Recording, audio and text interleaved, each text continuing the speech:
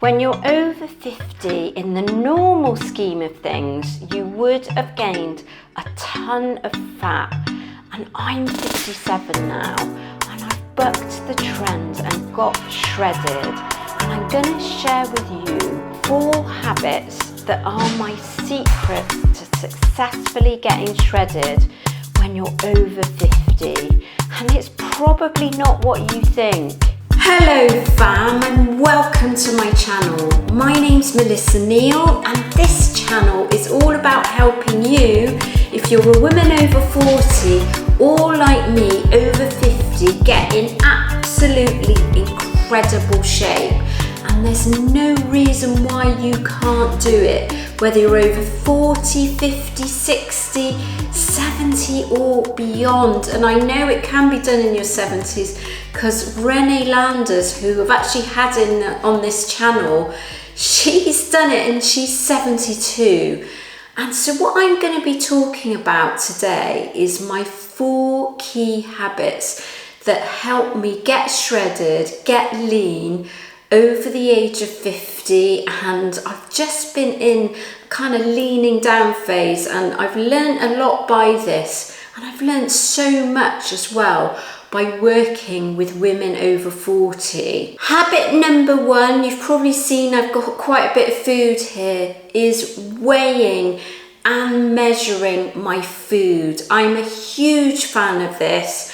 I know when women approach me, they say they don't like weighing and measuring their food, but you've got to start getting precise, because it's so much harder when you get to this stage in life. You know, when you were younger, you could kind of like think, oh yeah, I'm going to cut out a few takeaways, pick up my activity levels. And of course, that just doesn't work. And the main way that I get shredded and I get lean, and you know, I'm getting down to sort of not stage levels of leanness at the moment, but I'm certainly pretty lean, especially for somebody my age. I start to get really precise about food, and in fact, nutrition is the most important aspect of this. So, you know, I'm making a breakfast here, and it's going to be oatmeal. This is my favourite, oats as we call it in the UK. I'm kind of going to measure out about 35 grams of oats. I do recommend you do it in grams. I'm going to put a scoop of protein powder in there. I'm going to have 70 grams of full fat yogurt. And the only thing I don't tend to weigh is fruit and veg. You know, I'll just pick out, I've got 5 large strawberries there, and that's what I'm going to eat for my post-workout breakfast. You really will find, I promise you, if you haven't weighed and measured your food in the past, like me, this is going to make a huge difference. It's like a game changer. So if you're finding you're kind of getting stuck with things like I did, once you start implementing weighing and measuring your food, it's going to make a huge difference. And this is probably my most important habit when I'm looking to get shredded, when I'm looking to get ripped, and I want to like lose that extra body fat. This is what I'm going to get really dialed in on. Habit number 2 is meal prep. This is a massive game changer, and I get in plenty of protein when I'm getting lean. I love to get a gram of protein per pound in body weight. Currently that's going to be around about 115 to 120 grams of protein per day. The only way of being sure to get that in and being sure you're going to get the right amount of calories, so I'm taking in around 1500 calories to like get down to a lower body fat percentage, and the only way is to kind of prep up your meals ahead. And I've got some chicken in the air fryer, so I'm going to get that out.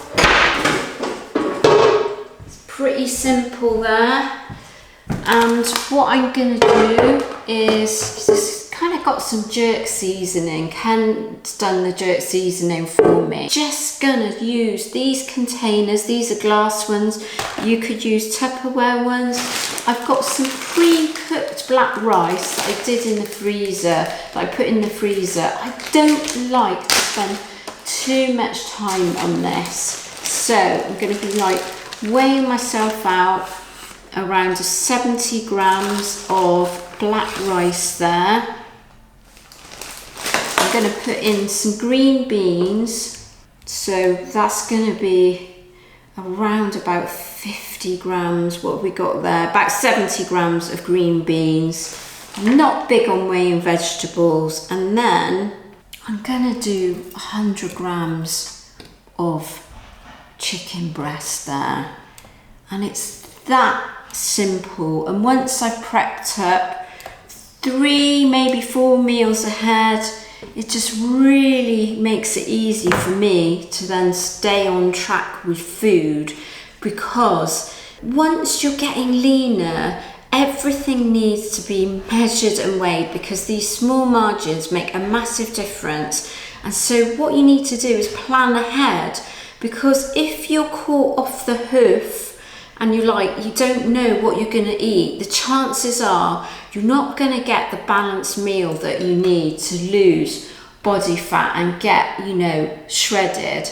So that's when the pre-prepared meals are a massive game changer. Do you prep your meals ahead? Let me know in the comments section.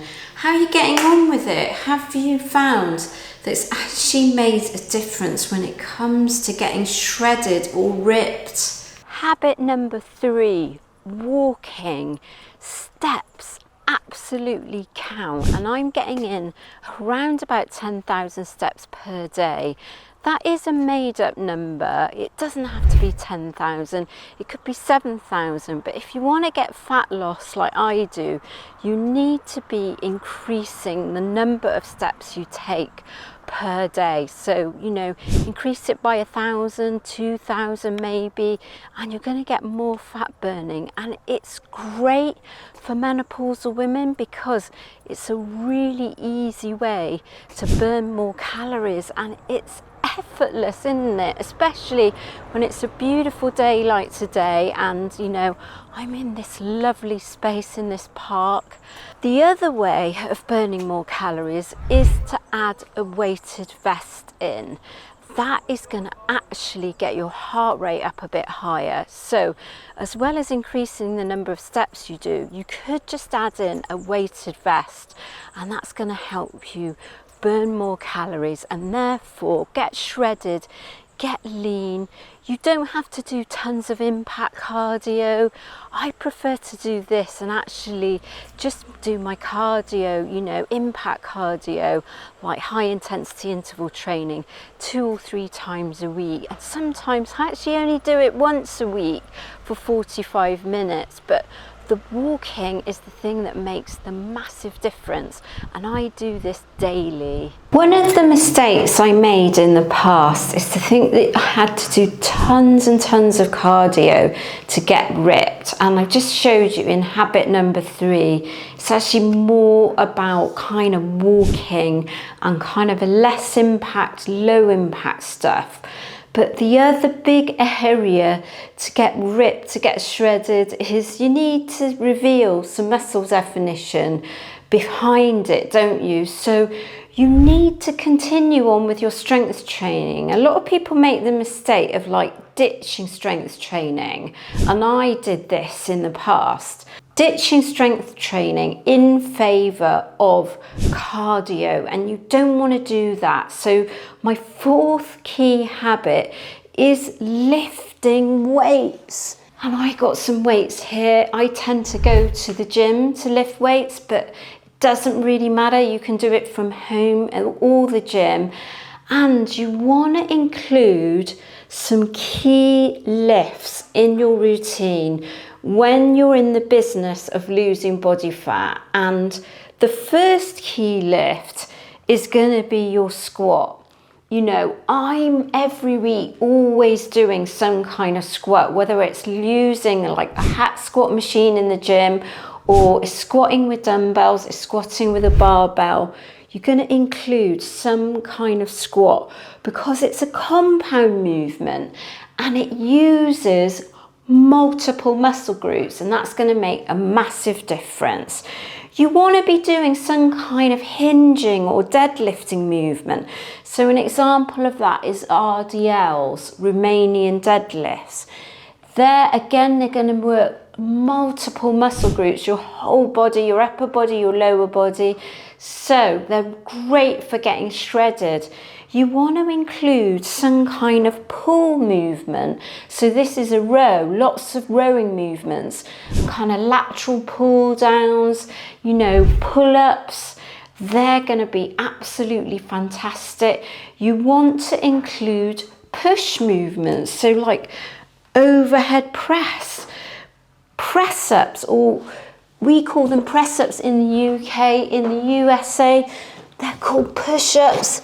Push-ups are absolutely fantastic, and if you can't get your form right and go all the way to the bottom like that, you want to do them on your knees, because that's really great for strengthening, and you are going to find if you do those push movements, you'll be able to get better and better at them until you can do a full push-up.